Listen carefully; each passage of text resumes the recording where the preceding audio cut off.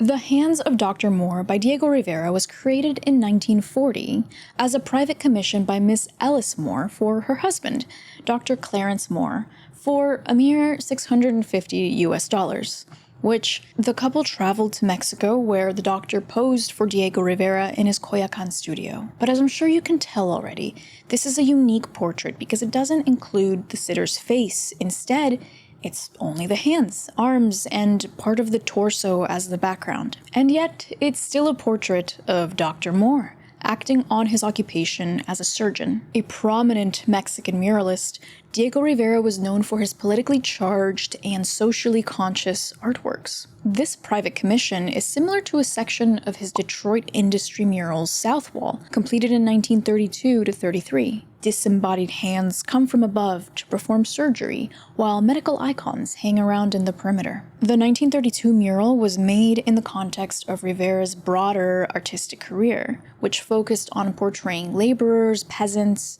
and revolutionary themes. He chose to remix this artistic source into Dr. Moore's portrait. There's also the 1938 portrait of his second wife, Guadalupe or Lupe Marine, in which he emphasizes her clasped hands. It's not the same, of course.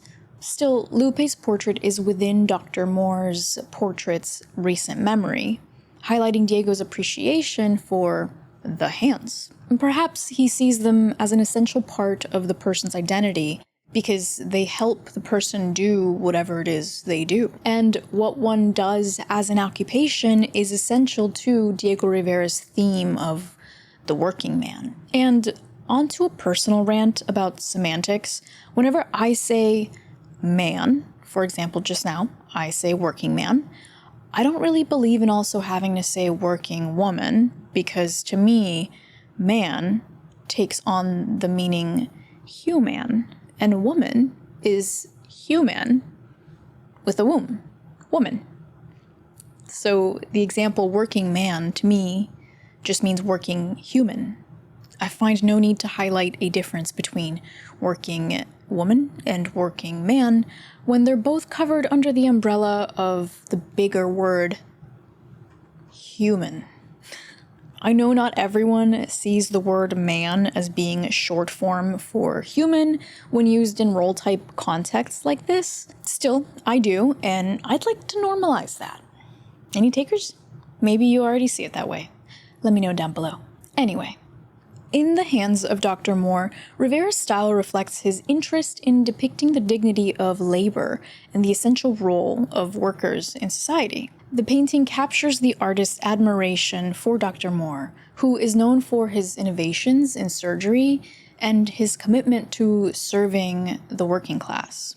In a way, I think you could call this image surrealist. The influence may have come from Andre Breton's trip to Mexico, specifically when Andre and his wife Jacqueline Lamba visited the home of Rivera and Kahlo in 1938. I don't know which stands out more, the hands or the anthropomorphic tree, but together those elements create this ribbon-like form that causes my eye to shift from left to right and back. And then notice the scroll at the bottom. This element was influenced by the artist's wife, Frida Kahlo, who used it often in her work. The scroll resembles a Mexican retablo, which explains the work's symbolic program. The ribbon reads, "These are the hands of Dr. Clarence Moore of Los Angeles, California. They trim the tree of life so that it is renewed and does not die. Diego Rivera painted them in 1940. I do love how matter-of-fact this is. The ribbon in this type of work is very helpful. It's like a built-in caption. The Tree of Life has a human-like figure. This figure, in turn, is similar to some of Kahlo's personal iconography, such as the presence of blood and a suggestion of pain. Perhaps. The tree doesn't look like it's in pain, but, it's being cut open. And although the tree is ill or injured, it does not exactly display pain. The Tree of Life holds up cells that are dividing themselves and sharing DNA through mitosis. And while this process goes on above, the tree figure is anchored with one healthy root system leg in the ground and one pale purple root system leg out of the ground, as Dr. Moore uses a scalpel to remove it. And the ground to this life tree is not one of earth, but of flesh. The ground, the medium for which the tree of life supporting mitosis stands, is an incised patient undergoing surgery. The overall color palette is bright and clean with shades of warm white throughout, kind of surgical in a way.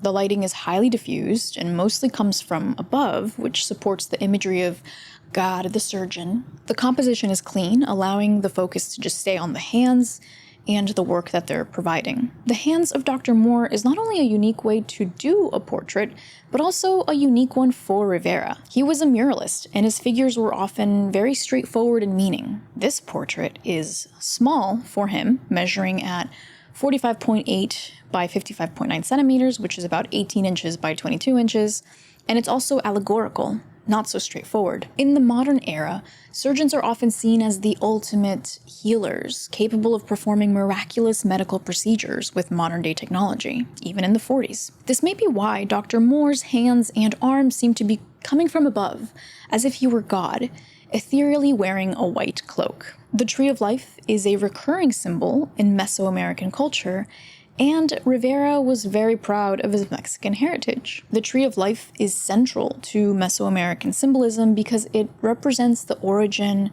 of the world story. The tree reaches up to heaven, it sits on this earthly plane, and then reaches deep down into the underworld. Diego and Frida were both avid collectors of Mesoamerican relics, art, and critical cultural symbols. So choosing the Tree of Life in a painting about a doctor doing his skilled trade of surgery and healing must have been a no-brainer for Diego. And speaking of skilled trade, depicting the doctor only by his hands and the labor that they do is very on brand for Diego Rivera, since labor was a central figure to his work throughout his entire career. I also see this as an unfortunate premonition to Frida's leg amputation later on in 1953. Coincidentally, Frida's right leg was removed, just like the anthropomorphic tree's right leg is being removed in Rivera's paintings.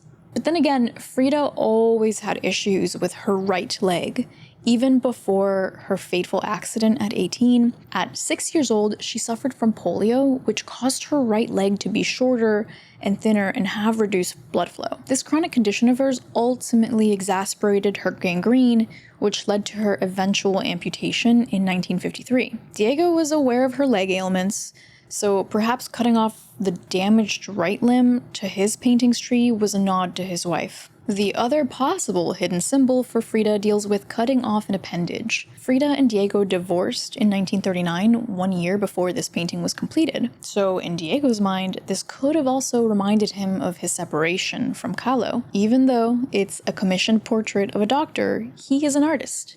So of course, he can throw a little bit of personal symbolic spice in there, you know? Why not? Diego Rivera's The Hands of Dr. Moore masterfully captures the intersection of medicine, labor, and social responsibility, enveloped in the framework of a unique portrait. Through this artwork, Rivera communicates the value of the surgeon's skillful work and the importance of the occupation of healing. The painting is on display at the San Diego Museum of Art. If you've seen it in person, what'd you think? Let me know. If you're ever curious or would like further reading into the topic, I always cite my sources in the description below. Thank you so much for watching, and until next time, I hope you get some time to look at some art.